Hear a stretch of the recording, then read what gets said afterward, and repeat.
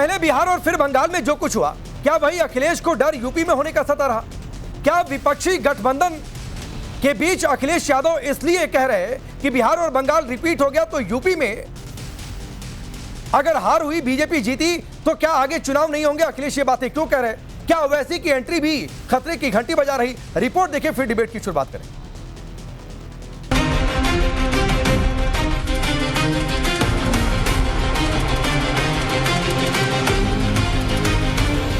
विपक्षी गठबंधन में उठापटक जारी है तो सबको एकजुट करने के प्रयास में और इसके साथ ही नैरेटिव सेट करने की कोशिश भी हो रही है। देश में अगली बड़ी चुनावी लड़ाई उत्तर प्रदेश में। एक तरफ जहां दिल्ली में विपक्षी पार्टियों को फिर से जोड़ने की कोशिश हो रही, तो वहीं अखिलेश को टेंशन 29 की नहीं 27 की हो रही। इसीलिए तो अखिलेश ने डर वाले नैरेटिव को सेट करने की कोशिश की। बंगाल का चुनाव जो लूटा है इन्होंने, और बिहार के चुनाव में जो बेईमानी की है, अगर यही लूट और यही बेईमानी उत्तर प्रदेश में हो गई, इसके बाद भविष्य में कभी चुनाव नहीं होगा। लोकतंत्र को खत्म किया जा रहा है। अभी राजनीतिक दलों पर हमला है, उसके बाद देश के अंदर जो तानाशाही है उसको लाने की तैयारी है। अगर आज ना जागे तो फिर ये कभी नहीं रुकने वाला है। अगर एजेंसियों का दुरुपयोग इसी तरह होता रहेगा तो समाजवादी पार्टी किस तरह से तो पूरी समाजवादी पार्टी चंबल चली जाएगी। कभी ईवीएम का रोना तो कभी वोट चोरी का बहाना। हर हार के बाद विपक्ष के पास नया हथियार तैयार रहता है। तो क्या यूपी में बीजेपी की जीत के बाद चुनाव नहीं होने वाला नैरेटिव भी अभी से बहाना है? अखिलेश यादव के जुबानी हमले के जवाब में यूपी सरकार के मंत्री ने क्या कहा, वो भी सुनिए। हमें लगता है कि अखिलेश जी की पार्टी का मूल आधार अपना उगल गए हो, यही रहा है हमेशा लठ तंत्र। जब मतदाता ये मतदेय जो बैलेट पेपर से जब मतदान होता था तो इनके तो मूल खून में, मूल सोच में, मूल कार्य योजना में यही तो है जो उगल रहे हो, चंबल यही तो है उनका। दूसरी तरफ भाईजान की यूपी में एंट्री से अखिलेश की टेंशन और ज्यादा बढ़ गई। जिस वोट बैंक को अखिलेश अपनी फिक्स्ड डिपॉजिट समझते थे, उसमें ओवैसी के आने से सेंधमारी का डर सताने लगा। हालांकि बिहार में ओवैसी मैजिक बंगाल में रिपीट नहीं होने से कह सकते हैं कि अखिलेश थोड़ा रिलैक्स हो सकते हैं। लेकिन सीएम योगी के विकास वाले एजेंडे की काट नहीं ढूंढ पा रहे। याद करिए 2017 के पहले का आजमगढ़ अपनी पहचान के लिए मोहताज था। तब यहां न विश्वविद्यालय था, न पूर्वांचल एक्सप्रेसवे था, और मुबारकपुर के ब्लैक पॉटरी के लिए भी कोई स्थान नहीं था। ब्लैक पॉटरी से जुड़ा हुआ कारीगर और मुझे मिला और बड़े खुश होकर के उसने कहा कि जब से उत्तर प्रदेश में डबल इंजन की भाजपा और एनडीए की सरकार आई है, हमारा कारोबार कई गुना बढ़ा है। मैं कई बार सुनता हूँ कि मुख्यमंत्री जी ये कहते हैं कि 2017 से पहले कोई पहचान नहीं थी उत्तर प्रदेश की। सच्चाई तो ये है कि मुख्यमंत्री जी की कोई पहचान 2017 से पहले नहीं थी। 2017 से पहले योगी की पहचान नहीं, ये कहना अखिलेश का गुस्सा है या योगी फ्रैक्चर की काट नहीं खोज पाने की बेचैनी, या फिर मान लें कि कुर्सी पर वापसी की चाह में सपा मुखिया हर दांव पेच का सहारा ले रहे हैं। Bureau report, times round of Bharat. तो चलिए अपनी रिपोर्ट देखिए। मैं आपका परिचय आज के मेहमानों से करवाता हूं। तुहिन सिन्हा भारतीय जनता पार्टी के नेता और प्रवक्ता, राजकुमार भाटी जी समाजवादी पार्टी के नेता और प्रवक्ता, डॉली शर्मा जी जुड़ेंगी अब से बस थोड़ी देर में, कांग्रेस पार्टी के नेता और प्रवक्ता, और आदिल हसन एमआईएम के नेता और प्रवक्ता। आप सभी का बहुत बहुत स्वागत है। भाटी जी आपसे शुरू करता हूं और सवाल पहला यही है, डर है, भ्रम है, क्या फैला रहे आप लोग यूपी में? नहीं, कोई डर नहीं है। जो सामने दिखाई दे रहा है, जो सबको दिखाई दे रहा है, केवल उन लोगों को छोड़ के जो बीजेपी के भक्त हैं या मोदी जी के, योगी जी के भक्त हैं, उनको छोड़ के सबको दिखाई दे रहा है कि भारतीय जनता पार्टी हर चुनाव में धांधली करती है, हर नौकरी में धांधली करती है, ट्रांसफर पोस्टिंग में धांधली करती है, बुलडोजर चलाने में धांधली करती है। यूपी जो है अन्याय का प्रदेश बन चुका है। उत्तर प्रदेश में हर काम जाति धर्म देख के हो रहा है, और हाईकोर्ट एक दो बार नहीं दर्जनों बार उत्तर प्रदेश सरकार को फटकार लगा चुका है। अभी पिछले सप्ताह में ही उत्तर प्रदेश सरकार के कुछ अधिकारियों पर जुर्माना लगाया है हाईकोर्ट ने, अवैध हिरासत में रखने के लिए। कुछ लोगों को अवैध हिरासत में रखा, जो इन्हें पसंद नहीं उन्हें अवैध हिरासत में रखेंगे, फर्जी मुकदमे करेंगे। उससे पहले उत्तर प्रदेश हाईकोर्ट 19 दबंग लोगों की सूची उत्तर प्रदेश सरकार को दे चुका है कि इनकी डिटेल हमने मांगी थी, आपने क्यों नहीं दी? उत्तर प्रदेश हाईकोर्ट ये भी कह चुका है कि उत्तर प्रदेश में पुलिस कानून व्यवस्था के लिए काम नहीं करती, अपने आकाओं को खुश करने के लिए काम करती है और उसके लिए गलत काम भी करती है। ये हालात है उत्तर प्रदेश में। योगी जी के 9 साल के शासन में 25,000 सरकारी स्कूल बंद कर दिए गए हैं। 25,000 शिक्षा व्यवस्था को चौपट कर रहे हैं, चिकित्सा व्यवस्था को चौपट कर रहे हैं। और राकेश जी, जो आरोप हम लगाते थे, अब से पहले तो हम लगाते थे, अब तो उत्तर प्रदेश सरकार के मंत्री खुद कह रहे हैं, ए के शर्मा जो ऊर्जा मंत्री हैं, वो कह रहे हैं उत्तर प्रदेश में जाति धर्म देख के भर्तियां हो रही हैं। परसों का ए के शर्मा का बयान शायद आपने देख लिया होगा, आप तो जागरूक पत्रकार हैं। तो जब सरकार के मंत्री कह रहे हों और भारतीय जनता पार्टी आरएसएस के और उससे जो राम मंदिर ट्रस्ट के ढेर सारे लोग कह रहे हैं कि ट्रस्ट में भारी घोटाला है, भारी घपला है, चंदे में गबन किया जा रहा है, चंदा चोरी किया जा रहा है, सोने चांदी के जेवरात ले जाए जा रहे हैं, जो उसके ट्रस्ट के जो मुख्य लोग हैं, जैसे भाटी जी हैं, मुझे बड़ी अच्छी ड्राइवर ने मुझे बहुत अच्छा लग रहा है कि सर आप राम मंदिर की चिंता कर रहे हैं। मुझे बहुत अच्छा लग रहा है कि आप दान के पैसों की चिंता कर रहे हैं। थोड़ा और अच्छा लगता अगर राम मंदिर जाकर ये चिंता जता देते, अयोध्या पहुंचकर ये चिंता जता देते तो थोड़ा और ज्यादा अच्छा लगता। अच्छा, राम मंदिर की दहलीज पर पहुंचकर अखिलेश यादव आप ये बात बोल देते तो थोड़ा और अच्छा लगता। लेकिन कम टू द पॉइंट, मैं आऊंगा इस पर अलग से भी चर्चा कर लेंगे। थोड़ी सी जागरूकता आप दिखा लीजिए भाटी जी। मेरे मूल सवाल का जवाब अभी तक नहीं आया। चुनावी लूट पर भ्रम अभी से आप क्यों फैला रहे? क्या आपको बिहार बंगाल रिपीट होने का डर है? 1.5 मिनट में भाटी जी, मैं चुप होकर इंतजार करता रहा कि शायद भाटी जी इतनी जागरूकता दिखाएंगे कि इस पर बोलेंगे, नहीं, लेकिन नहीं आए भाटी जी। तो डर रहे हैं आप 27 को लेकर? नहीं, दो सवाल हैं आपके। एक तो ये कि हम डर रहे हैं, दूसरा सवाल है कि क्या हम भ्रम फैला रहे हैं। हम बिल्कुल भी नहीं डर रहे हैं, हमारी तैयारी बहुत अच्छी है। जनता के मुद्दों पर हम चुनाव लड़ेंगे, जनता हमारे साथ है। 2024 के लोकसभा चुनाव में हम भारतीय जनता पार्टी को हरा चुके हैं उत्तर प्रदेश में, और हम 27 में बुरी तरह हराएंगे, 300 से ज्यादा सीटें लेकर आएंगे। पहली बात, भ्रम हम नहीं फैला रहे हैं, हम सच्चाई बता रहे हैं। उसी का जवाब मैं दे रहा था।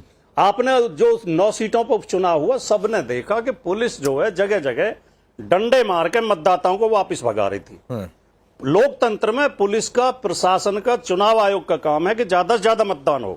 पुलिस लोगों को प्रोत्साहित करे, प्रशासन प्रोत्साहित करे, चुनाव आयोग प्रोत्साहित करे कि आओ वोट डालो। यादव ने तो बिहार और बंगाल को कोट करके कहा कि और हम क्या, और आप क्या कह रहे हो? भ्रम फैला रहे हैं। जो वहां पर भ्रम किस लिए कह रहे हो? अखिलेश यादव ने उपचुनाव की बात तो नहीं कही। हाँ, जो मैं इस बात का भी समर्थन करता हूं आपका, जो पश्चिम बंगाल में हुआ वो यूपी में होगा। पश्चिम बंगाल में नहीं, ये मैं नहीं कह रहा हूं कि आप मेरी बात का समर्थन कर रहे हैं। यूपी में भी सरकार हारेगी। ये आपकी पार्टी के राष्ट्रीय अध्यक्ष ने भाटी जी ये बात कही कि बिहार और बंगाल में जो लूट हुई वो यूपी में भी हो जाएगी, फिर चुनाव बंद हो जाएगा, देश में चुनाव ही नहीं होगा। अब आपको मेरी हर बात ही काटनी है। मैं आपका समर्थन मैं काट नहीं रहा हूं, ठीक कर रहा हूं भाटी जी, मैं बिल्कुल काट नहीं रहा हूं, मैं आपको फैक्ट चेक कर रहा हूं। तो मैं तो कह रहा हूं, जो आप कह रहे हो मैं आपकी बात से सहमत हूं। जो पश्चिम बंगाल में हुआ वो यूपी में होगा। वहां सरकार हारी, विपक्ष जीता। यूपी में भी सरकार हारेगी, विपक्ष जीतेगा। वो 3 बार की सरकार थी, 2 बार की सरकार है। दोनों जगह सरकार जो जैसे पश्चिम बंगाल में हार गई, यूपी में भी सरकार हारेगी। ठीक है, और समाजवादी पार्टी जीतेगी। समाजवादी पार्टी नहीं, ठीक है तोहिन भाई, अगर जो बंगाल में हुआ वही यूपी में होगा तो इनके हिसाब से बंगाल में आज की डेट में टीएमसी की सरकार है, ममता बनर्जी मुख्यमंत्री हैं। नमस्ते राकेश जी, सबको नमस्ते। देखिए, जनता को ना रोना धोना पसंद नहीं आता है। राकेश जी क्या कह रहे हो? मैं वही कह रहा हूं सर। क्या कह रहे हो आप? जनता को गुमराह क्यों कर रहे हो अपने दर्शकों को? नहीं, मैं कहां गुमराह कर रहा हूं सर। जनता को अब रोना धोना मैंने कब कहा कि उसकी ममता बनर्जी की सरकार? जो आपने कहा, ममता बनर्जी की थी, मैंने ये थोड़े नहीं कहा विपक्ष की सरकार बनी। हाँ, ठीक है, मैं आ रहा हूं, ठीक है, मैं आ रहा हूं। नो, आपने गलत को देखिए राकेश जी, गलत को जनता को राजनेताओं का रोना धोना पसंद नहीं आता है। वो संस्थानों पर संशय पैदा करे, ये पसंद नहीं आता है। ये पसंद नहीं आता है कि वो जो है भ्रष्टाचार को बढ़ावा दे और अपने नुक्स को छुपाने के लिए प्रधानमंत्री मोदी जी को बेवजह हर चीज के लिए दोषी ठहराए। और आज तो हद ये बात यहां तक पहुंच गई है कि मोदी जी के प्रति जो इनके मन में नफरत है, आज वो कहीं ना कहीं वो देश के लिए नफरत बनती जा रही है। तो जनता को ये बातें पसंद नहीं आ रही। एक सकारात्मक विषय इनके पास नहीं होता है। आज पूरा जो है एक जो हाईवे का नेटवर्क पूरे उत्तर प्रदेश में तैयार हुआ है। इनके जमाने में बुंदेलखंड जाना जो है अपने आप में एक चैलेंज होता था। लोग जो है विदेश जाकर आ जाते थे, बुंदेलखंड जाने में जो है इनके इस समय जो है सड़कें इतनी खराब थी कि वो एक बहुत बड़ी समस्या थी। तो ये सारे परिवर्तन, और जो क्राइम का सरगना टीएमसी चलाता था बंगाल के अंदर, वही क्राइम का सरगना ये लोग चलाते थे उत्तर प्रदेश के अंदर। तो आज भी जो है जनता के मन में वो बातें याद है, जनता को बातें याद है 2017 के पहले की, किस तरह जो है टेररिस्ट जो अयोध्या के टेरर ब्लास्ट में जो अक्यूज था, हाँ। जो वाराणसी के टेरर ब्लास्ट में अक्यूज था, उनके लिए ये चाहते थे कि उनके खिलाफ केसेस वापस हो। तो जनता अभी तक इनको माफ नहीं की है, और अगर ये रोना धोना शुरू करेंगे तो जनता के मन में और आक्रोश पैदा होगा। ठीक है, वही हश्र होगा जो टीएमसी का बंगाल के अंदर हुआ। ठीक है तोहिन भाई, भाटी जी, हाँ ठीक बात है, शायद मैं गलत समझा। मैं एक मिनट ठीक कर लूं। आपने जो बोला शायद मैं गलत समझा, मैं उस सवाल को दुरुस्त कर देता हूं फिर से। आप कह रहे हैं कि विपक्ष की सरकार बनी पश्चिम बंगाल में, तो इसी आधार पर आपको लगता है कि यूपी में भी सपा की सरकार बन जाएगी, आपका कोई रोल नहीं रहेगा, वो ट्रेंड आप फॉलो कर रहे हैं?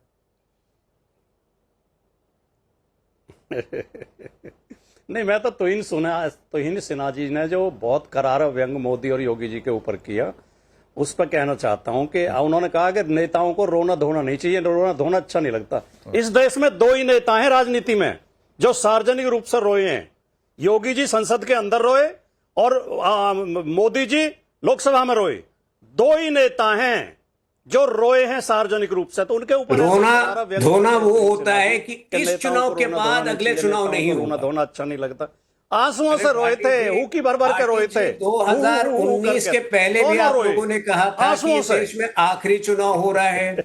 2024 के पहले कहा कि ये देश में आखिरी चुनाव हो रहा है, भाजपा जीतेगी तो दोबारा चुनाव नहीं होगा, और अब अभी से कहना शुरू कर दिया कि 2027 के बाद चुनाव नहीं होंगे उत्तर प्रदेश में। ये होता है रोना धोना। नहीं, मैं तो ये पूछ रहा हूं कि कहीं ये आदिल भाई, ये आप लोगों का डॉली जी आ जाए तो उनको भी स्क्रीन पर रखिएगा एक बार। डॉली जी अगर जुड़ जाए तो उनको भी स्क्रीन पर रखिएगा। हाँ, डॉली शर्मा भी जुड़ गई, उनको भी स्क्रीन पर रखिएगा। डॉली जी मैं आता हूं, एक आदिल से सवाल ले लूं फिर आता हूं आपके पास। आदिल, कहीं ये आप लोगों का भी तो डर नहीं है कि आप लोग यूपी पहुंच रहे हैं? नहीं, हम लोग तो पहले भी पहुंचे हैं, हम काम पर विश्वास करते हैं। आप देखिएगा कि एसआईआर के लिए हमने हैदराबाद तेलंगाना, पहला सुप्रीम कोर्ट में बिहार से जाने वाला एमआईएम है, अख्तर उल इमान साहब, बैरिस्टर असदुल ओवैसी साहब थे। अभी एसआईआर हो रहा है तेलंगाना में, हमने ऐप बनाया और घर घर जाकर बैरिस्टर साहब खुद पैदल यात्रा कर रहे हैं, लोग को जागरूक कर रहे हैं। हम तो 24 घंटा काम करते हैं। उत्तर प्रदेश में पहले भी चुनाव लड़े, इस बार भी चुनाव लड़ेंगे, और हम भाजपा के खिलाफ कल भी थे, आज भी और कल भी रहेंगे। और उत्तर प्रदेश में सरकार जाना तय है। राकेश भाई, आप देख रहे हैं हर दिन हाईकोर्ट टिप्पणी करता है इनकी सरकार पर। बिना जात धर्म देखकर योगी आदित्यनाथ का कोई काम नहीं होता है। ये एक सच्चाई। एक बुजुर्ग को इन्होंने 8 दिन डिटेन किया, हाईकोर्ट ने अभी क्या कहा आपने देखा। हमें ये राजभर जो है हर दिन उल्टा सीधा बयान देता है। कल तक योगी जी के बारे में कितना उल्टा सीधा बोलता था, सत्ता के लिए उसके सामने नतमस्तक है। ये तो भाजपा का चाल चरित्र। अभी बोलिए 3 लोग अमेरिका के यूएस नेवी ने मारा, प्रधानमंत्री का ट्वीट तक नहीं आया। योगी आदित्यनाथ अपने आप को शूरवीर बोलते हैं, ट्वीट तक नहीं कर पाते हैं। 3 भारतीयों का कत्ल होता है, 3 भारतीयों की मौत होती है। कहां है 56 इंच का सीना, कहां है मोदी जी? अमेरिका का डोनाल्ड ट्रंप के सामने उनकी मुंह क्यों नहीं खुलता है? दही क्यों जम जाता है पूरे भाजपाइयों का? ये जवाब देश मांग रहा है। पूछिए भाजपाइयों से। तो आप मेरे सवाल का अलबत्ता जवाब नहीं दिया आदिल भाई। हाँ, कुछ सपा से बातचीत चल रही है क्या गठबंधन को लेकर? सपा से कि हम भाजपा वहां सरकार में, हम भाजपा के खिलाफ थे, हैं और रहेंगे। नहीं ठीक है, मैं कह रहा हूं सपा से बातचीत हो गई है। सपा से कोई बातचीत नहीं हुई है ना। सपा तो आप सरकार बना लेंगे, एमआईएम सरकार बना लेगी यूपी में। हम सुनिए, हम सरकार कभी बनाना नहीं चाहते। हम चाहते हैं उत्तर प्रदेश में मुसलमानों की, मजलूमों की एक आवाज रहे, और विपक्ष में सपा है, सत्ता में योगी आदित्यनाथ है, उसको हटाना हमारा एक ही मकसद है कि भाजपा को हटाना है। आदिल भाई, यूपी में 2 ही नतीजा हो सकता है ना, कि या तो योगी आदित्यनाथ रिपीट हो जाए और या तो वो हार जाएं और सपा और कांग्रेस का गठबंधन होता है तो उनको मौका मिल जाए। ऐसा सुनिए, यही तो नतीजा हो सकता है ना, तीसरा तो कुछ होगा नहीं। ऐसा क्यों नहीं हो सकता है? क्यों नहीं हो सकता? क्या जरूरी है कि उत्तर प्रदेश की सरकार सपा को पूरा 203 बहुमत 200 सीट दे दे? अरे मेरे प्रभु, 2 ही नतीजा हो सकता है ना, कि या तो योगी आदित्यनाथ जीत जाए, तीसरी बार सरकार बना ले, और या तो वो हार जाए, सपा कांग्रेस को मौका मिल जाए। तीसरा क्या नतीजा हो सकता है? बसपा भी है, एमआईएम भी है। अच्छा, मतलब आप भी रखिए। अरे तो यही तो मैं पूछ रहा हूँ, भी रखिए। हाँ, तो यही तो मैं पूछ रहा हूँ कि आप लोग बना लेंगे सरकार। आप कह रहे हैं हम नहीं बना पाएंगे। सरकार नहीं बनाएंगे, लेकिन इतना तय है कि भाजपा को हराएंगे। अरे तो हराएंगे तो बनवाएंगे किसकी भाई? भाई जो भी भाजपा के खिलाफ फ्रंट बनेगा उसके साथ तो भाजपा के खिलाफ यही है, डॉली शर्मा और भाटी जी हैं। भाई सिर्फ तीसरा डॉली कौन है? शर्मा भाटी जी नहीं है, डॉली शर्मा जी और भाटी जी नहीं है, और लोग भी हैं। एक मजबूत विपक्ष बनेगा और भाजपा को इंशाल्लाह हराएंगे। अब आदिल, आप सबसे ज्यादा इस डिबेट में आप ही कंफ्यूज हैं। नहीं, हम कंफ्यूज नहीं है। अरे बिल्कुल कंफ्यूज हैं, बिल्कुल कंफ्यूज है। आप अकेले बना नहीं पाएंगे। दूसरा बड़ा गठबंधन सपा कांग्रेस का है, या तो इधर की बनेगी या तो उधर की बनेगी। आप कह रहे बीजेपी की नहीं बनेगी, इनकी भी नहीं बनेगी, ये क्या मतलब? अरे भाई सुनिए, विपक्ष की बनेगी, आप क्यों दिक्कत में हैं? अरे आप महफूज रहिएगा। मैं कोई दिक्कत में नहीं हूं, मेरे महफूज रहने की चिंता मत करिए आदिल। आप मेरे महफूज रहने की चिंता मत करिए। आप इज्जतदार आदमी है, इज्जत मिलेगी आपको। भाजपा हारेगी ये तय है। नहीं, हमको सब इज्जत देते हैं, सर्टिफिकेट वाला काम नहीं।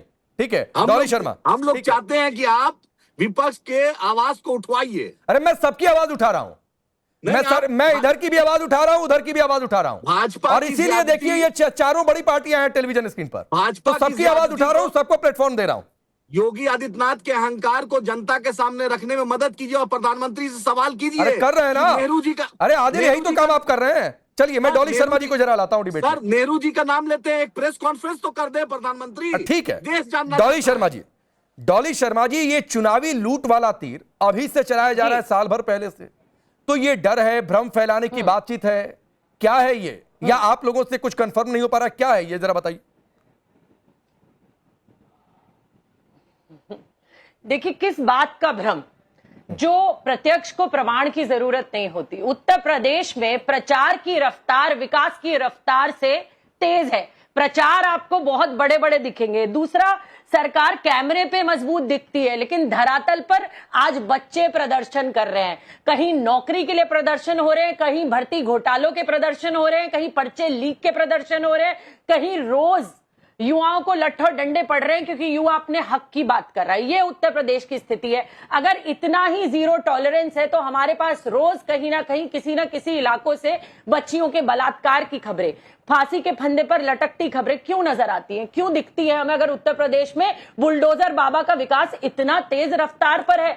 असल में एमओयू बड़े बड़े साइन होते हैं, लेकिन धरातल पर शून्य है भारतीय जनता पार्टी। ये आज उत्तर प्रदेश की सच्चाई है। सड़कों के नाम पर आप देख लीजिए, गड्ढे, पानी जगह जगह भरा रहता है। एक बारिश में आप चल नहीं सकते। गाजियाबाद के इलाके में आ जाइए, मैं आपको दिखा देती हूँ। जगह जगह आज अगर कहीं आप देख रहे हैं तो जब जनता रिपोर्ट कार्ड मांग रही है ना इन लोगों से, तो इनके पास सिर्फ विज्ञापन है, सिर्फ विज्ञापन दिखते हैं रिपोर्ट कार्ड के नाम पर। अच्छा, जवाबदेही किसी की नहीं, किसी की नहीं। केंद्र से लेकर राज्य तक जवाबदेही किसी की नहीं है। आप किसी नेता का इस्तीफा नहीं मांग सकते। जो फेलियर से फेलियर नेता है वो अफसरों पर अपनी दादागिरी दिखाकर 4 अफसर को बर्खास्त करके ये दिखा देता है कि अच्छा कार्रवाई हो गई, कार्रवाई हो गई। अगर आपकी नाक के नीचे इतने बड़े बड़े घपले और घोटाले हो रहे हैं, देश के बच्चों का भविष्य गर्त में है, और आप किस मुंह से कुर्सी पर बैठे हैं? आप किस मुंह से कुर्सी पर बैठे हैं? अगर लगातार देश का बच्चा सड़क पर ये बता रहा है कि हमारा भविष्य आप गर्त में ले जाते जा रहे हैं, अगर लगातार किसान आत्महत्या कर रहे हैं, किसान को एमएसपी नहीं मिल रहा, दाम नहीं मिल रहे, फसल के दाम दुगने नहीं हो रहे, तो किस बात की आप सरकार चला रहे हैं? तो जैसे आदिल जी ने कहा, सेम मैं यही बात कहूंगी। नहीं, तो डॉली जी इसमें एक छोटा सा सवाल है। अमेरिका के लोग उड़ा दे रहे हैं, हाँ। तो आज हमारे प्रधानमंत्री चुप क्यों है, मौन क्यों है? मनमोहन जी को मनमोहन डॉली जी आपका ये सवाल वाजिब है, लेकिन कल ट्रंप ने एक और बात कह दी, ये हमने नहीं मारा, ईरान ने मारा। तो पहले तो तय हो जाए कि किसने मारा, क्या क्या। खैर छोड़ दीजिए, वो सवाल आपका था, जवाब भी आना चाहिए, मैं उससे इनकार नहीं कर रहा हूं। लेकिन मैं ये कह रहा हूं कि अगर मुद्दे ही इतने बड़े हैं तो ये चुनावी लूट वाला बहाना साल भर पहले से क्यों बना रहे हैं? और वो बहाना जो बिहार बंगाल में फुस हो गया। पहले आप एक बात बताइए, चाहे ईरान मारे चाहे अमेरिका मारे, जांच करना तो हमारी हिंदुस्तान की सरकार का काम है ना कि वो तय करे, क्योंकि उनके नागरिक की जान खतरे में है। जहां 18 बच्चे आत्महत्या कर लेते हैं, और आत्महत्या करने के बाद भी देश का शिक्षा मंत्री का रिजाइन हमारे प्रधानमंत्री नहीं लेते, तो ये किसका फेलियर है बताइए? आप अमेरिका ईरान की बात कर रहे हैं, देश में सरकार का फेलियर है। और अगर ये बात विपक्ष कह देता है, अरे लोकतंत्र में जनता की आवाज विपक्ष की आवाज होती, तो अगर विपक्ष जनता की आवाज नहीं उठाएगा तो कौन उठाएगा? आज विपक्ष मजबूती से जनता की आवाज उठा रहा है। हाँ। और सरकार का उत्तरदायित्व है जवाब देना, अकाउंटेबिलिटी। मैं जवाब लेता हूं इस पर डॉली जी। आज इनकी है, ये जवाब देंगे। ठीक है, मैं जवाब सरकार लेता में ये हूं, मैं बैठे जवाब लेता हूं। तुहिन सिन्हा इशारा भी कर रहे हैं, लेकिन आप मेरे सवाल का तो जवाब दे दीजिए। ये साल भर पहले से चुनावी लूट वाला बहाना क्यों? बोलिए। देखिए, कोई चुनावी लूट का बहाना नहीं है, कोई चुनावी लूट का बहाना नहीं है। मैंने जैसे आपको पहले कहा, सत्य है जो जनता के सामने रखा जा रहा है, सत्य है जो जनता के सामने रखा जा रहा है। जहां ईवीएम गोडाउनों में पड़ी है और वहां आग लग रही है, ये क्या हो रहा है? जब शिक्षा मंत्री के दफ्तर में आग लग जाती है, कहीं जहां ईवीएम पड़ी है वहां आग लग जाती है। आप जिस डिपार्टमेंट, जब कुछ नहीं होता तो आग लग जाती है, नहीं तो बुलडोजर चल जाते हैं। देखिए ना, उत्तराखंड की अंकिता भंडारी, रिजॉर्ट में आग लग गई, सबूत मिटा दिए गए। आज ये नया तरीका अपना लिया है भारतीय जनता पार्टी में। अकाउंटेबिलिटी के नाम पर जीरो है ये सरकार।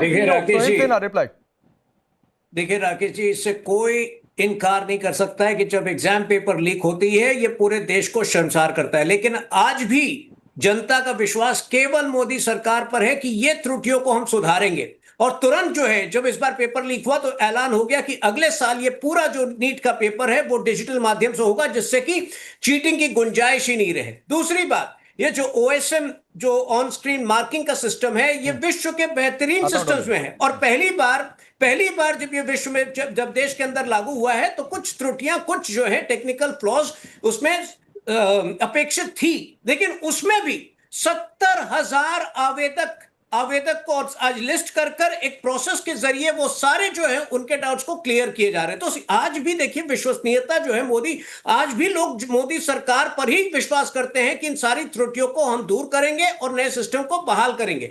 आज उत्तर प्रदेश में 403 सीटें हैं। आपको पता है पिछले बार चुनाव में कांग्रेस कितने सीटों में कांग्रेस की जमानत जब्त हुई थी? 389 सीट में, अर्थात लगभग 95% सीटों में तो इनकी जमानत जब्त हुई थी। इसका क्या अर्थ है कि लोग जो है कदापि जो है कांग्रेस पर विश्वास करने को तैयार नहीं है। आज 36 साल हो गए। एक मिनट राकेश जी, आज 36 साल हो गए कांग्रेस पार्टी जो है उत्तर प्रदेश में सरकार में नहीं है। लास्ट टाइम 1990 में थी। आज भी जनता के मन में कांग्रेस के प्रति क्रोध है। क्यों?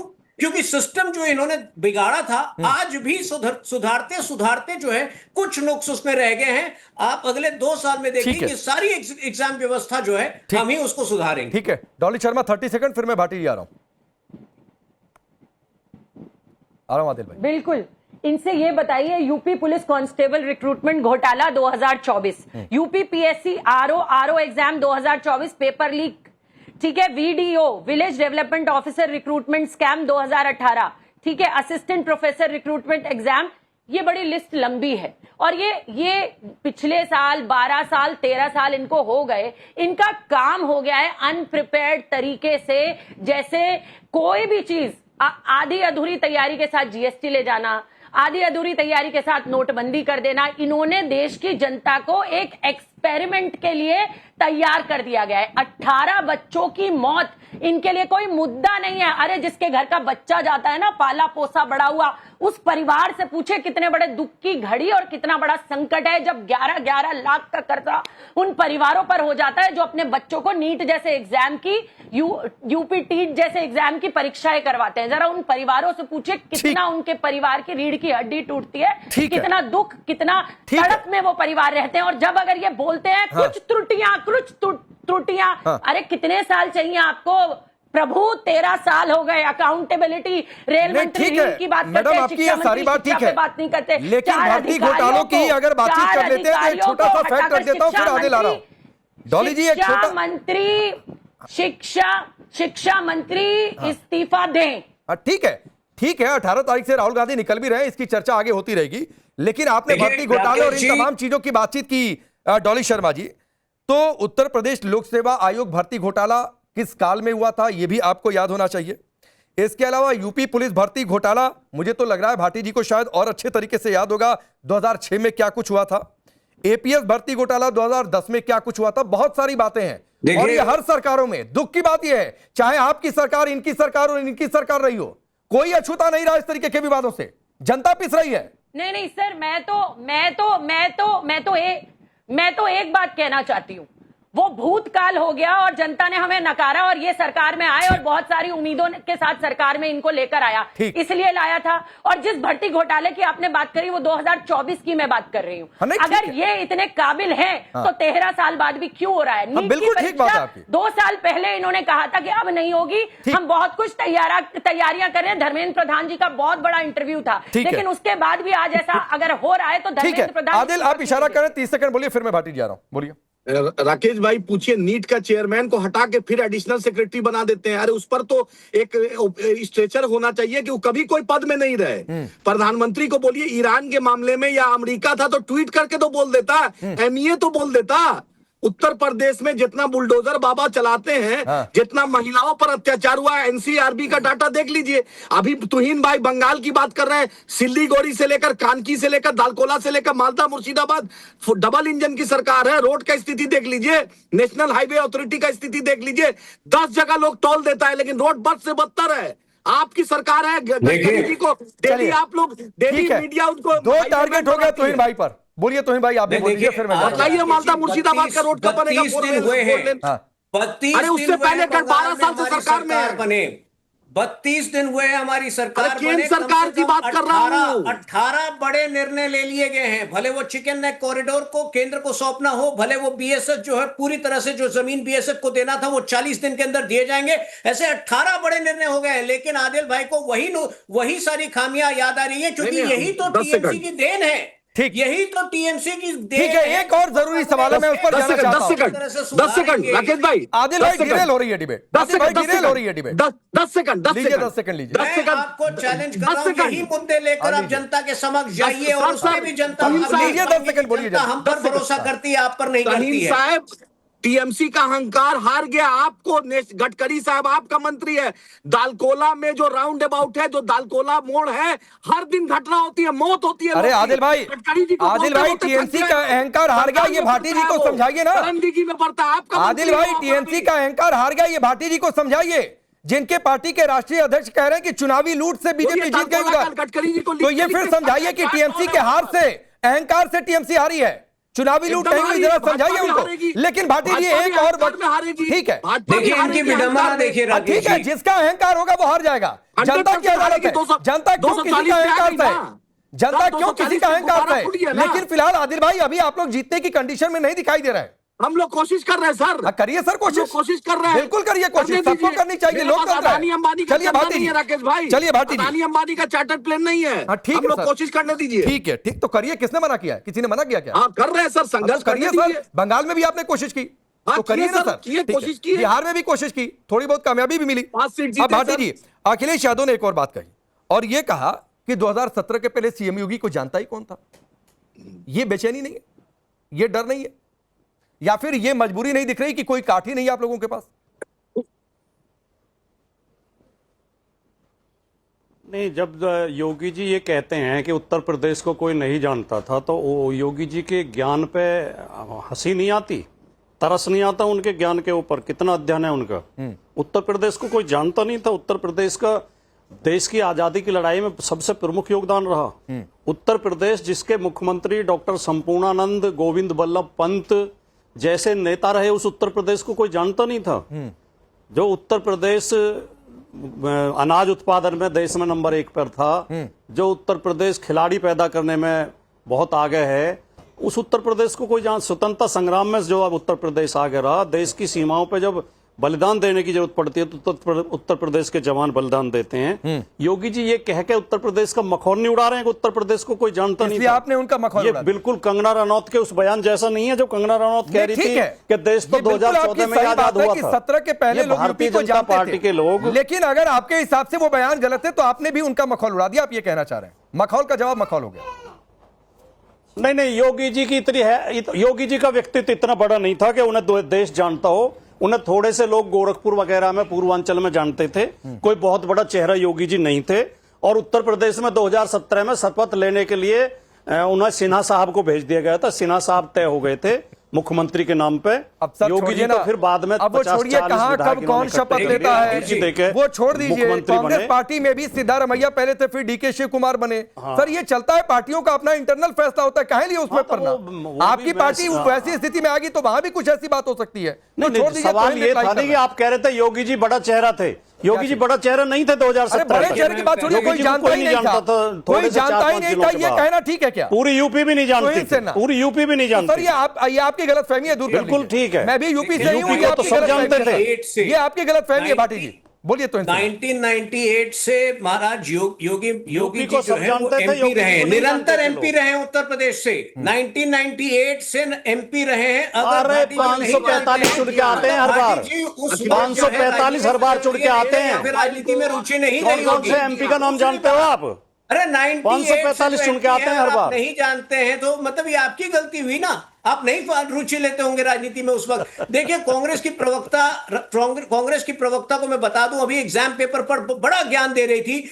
अशोक गहलोत के कार्यकाल में आपको पता है 5 साल में कितने एग्जाम पेपर लीक हुए थे? 23 एग्जाम पेपर लीक हुए थे। तो ये तो कांग्रेस की सच्चाई है कि देखिए स्टूडियो पे ये लोग बहुत अच्छी अच्छी बातें करते हैं, लेकिन जब यही बातें जनता के समक्ष करते हैं तो जनता कहती है कि हमें आप पर भरोसा नहीं है। भले अभी सिस्टम में कुछ त्रुटियां हैं, हमें जो है आपका मंत्री नकारा सब क्या कर रहा है?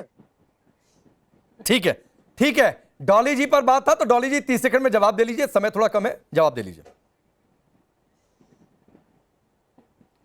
मैंने जैसे पहले ही कहा कि सरकार में आज राजस्थान में भी 87 से ज्यादा पेपर लीक हैं। आज पूरे देश की बात कर रही हूँ, ठीक है, ये अपनी बात करें, भूतकाल को नहीं। हम तो सरकार में अब नहीं है कहीं पे भी, जनता ने नकारा, आपको बड़े विश्वास से चुना, लेकिन अगर आपको विश्वास से चुना तो क्या आप जनता की जान खा जाएंगे? 18 बच्चों को आत्महत्या करनी पड़ेगी। और अगर इन्होंने अखिलेश यादव के बारे में बात की तो अखिलेश यादव के जरा विकास कार्य जान लीजिए। Agra Lucknow expressway, Ekana stadium, Lucknow metro, Jameshwar Mishra park, ITCT, UP 100, women power line 1090, 108 ambulance service. ठीक है डॉली जी, थोड़ा रोकना पड़ेगा, समय इतनी ही इजाजत दे रहा है, लेकिन एक बात जरूर देखने में लग रही है कि आपके कांग्रेस के बीच में शायद सब कुछ बातचीत हो गई हो। आदिल भी आज थोड़ा सा नरम ही दिखाई दिए, वरना तो अलग मूड में रहते थे। वक्त इतना ही, आप सबका बहुत बहुत शुक्रिया।